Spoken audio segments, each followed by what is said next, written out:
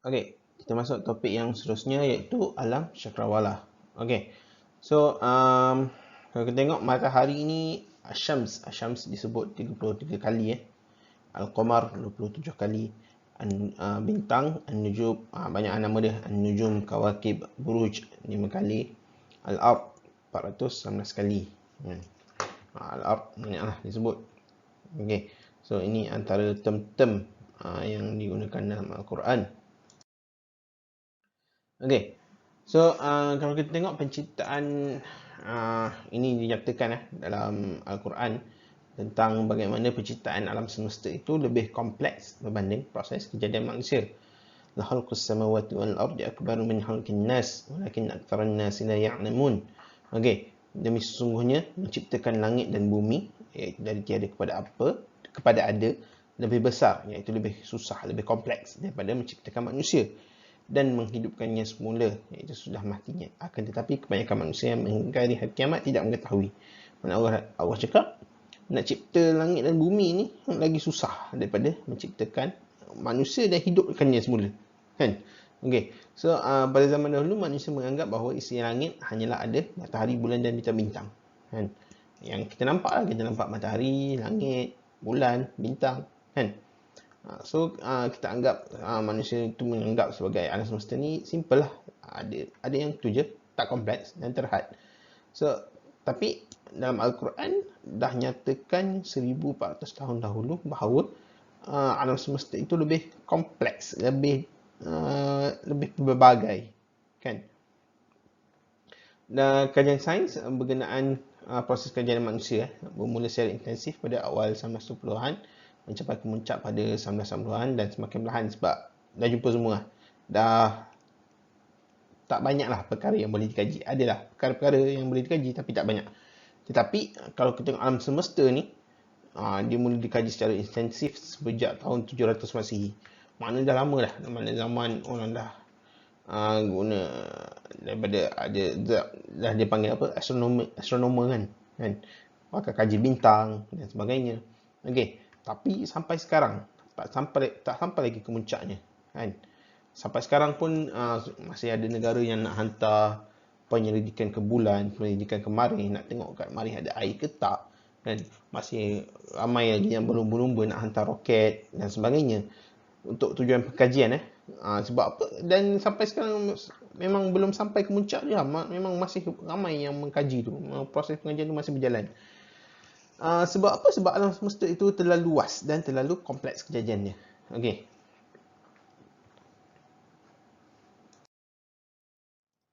Seterusnya matahari dalam Al-Quran surah Yasin ayat 38, wasyamsu tajri li mustaqarrin laha dzalika taqdirul azizil alim. Dan sebahagian dari dalil tersebut ialah matahari, ia kelihatan beredar ke tempat yang ditetapkan baginya. Itu adalah takdir Tuhan yang Maha Kuasa lagi Maha Mengetahui. So dalam Al-Quran dia cakap sebagai matahari itu beredar ke tempat yang ditetapkan baginya. Maksudnya matahari itu tidak statik. Matahari itu bergerak mengikut orbit. Okey, seterusnya berkenaan bulan. والذي جعل الشمس ضياء والقمر نورا وقدره منازل لتعلموا عدد السنين والحساب ما خلق الله ذلك إلا بالحق يفصل الآيات لقوم يعلمون.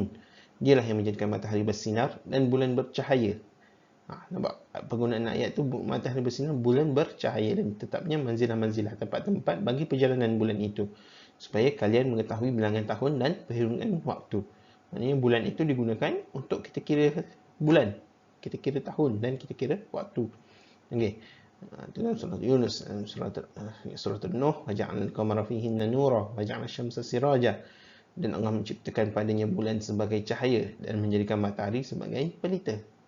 Menarik tu. Kan? Maknanya matahari pelita itu membakar, kan? Dan kalau kita tengok konteks matahari itu memang membakar, kan? Okey. So, dan kita tengok bulan itu tidak bercahaya, ia memantulkan cahaya matahari. Maknanya dia tidak mengeluarkan cahayanya sendiri. Okey. Dalam surah Al-Furqan, tabarakalladzi ja'ala fis sama'i buruja wa ja'ala fiha siraja wa qamaran munira. Maha berkat Allah yang menjadikan di langit bintang dan menjadikan padanya siraj dan bulan yang munir. Okey, apa itu siraj? Siraj itu kalau kita ikut terjemahannya, dia sebagai lampu, lamp, light. Yang dimaksud pelita atau lampu. Okey. Apabila waja'alna al-qamara fihinna nuran waja'alna asy-syamsa siraja waja'alna sirajan wahaja. Okey, apa itu wahaja? Burn, blaze, flame. Okey, apa maksudnya membakar, menyala, berapi? Dalam konteks ini matahari itu berbakar, menyala dan berapi. Matahari sebagai siraj dan sirajan wahaja itu mengeluarkan cahaya sendiri melalui proses yang berlaku di dalamnya lah. Okey. Dalam konteks qamar itu waja'alna al-qamara fihinna nura. Okey. Nur itu diartikan sebagai brightness, gleam, glow yang bermaksud bercahaya atau menyilau. Kan? Khususnya pasal bulan yang munir, wa qamaran munira. Apa itu munir? Munir diartikan sebagai luminous, radiant, shining yang bermaksud bercahaya, bersinar. Okey. Maknanya bulan itu sebagai nur dan munir tidak mengeluarkan cahaya sendiri. Sebaliknya ia memantulkan cahaya yang menimpanya. Dalam konteks ini cahaya matahari lah yang menimpa ke atasnya. Kan? Okey. So, ada perbezaan antara matahari dengan bulan. Seterusnya, bintang. Inna zayyana as-samaa ad-dunya bi zinatin al-kawakib. Sungguhnya kami telah menghias langit yang terdekat dengan hiasan, iaitu bintang-bintang. Wa laqad zayyana as-samaa ad-dunya bi masabiha wa ja'alnaha rujuman lisyayatin wa a'tadna lahum 'adzab as-sa'ir. Sungguhnya kami telah menghiasi langit yang dekat dengan bintang-bintang dan kami jadikan bintang-bintang itu alat pelempar syaitan. Dan kami sediakan bagi mereka seksa neraka yang menyala-nyala. Okey. Seterusnya bumi, suratul mursalat, alam naj'alil arda kifata. Bukankah kami telah menjadikan bumi itu sebagai tempat berkumpul? Ada lapisan bumi. Maknanya kita belajar geografi dulu, bumi itu berlapis-lapis kan, ada lapisannya. Tak ingat apa namanya kan. Okey. Dan bumi itu berbentuk bulat, sfera kan. Okey. Ni ada pasal lapisan tadi. Okey. So,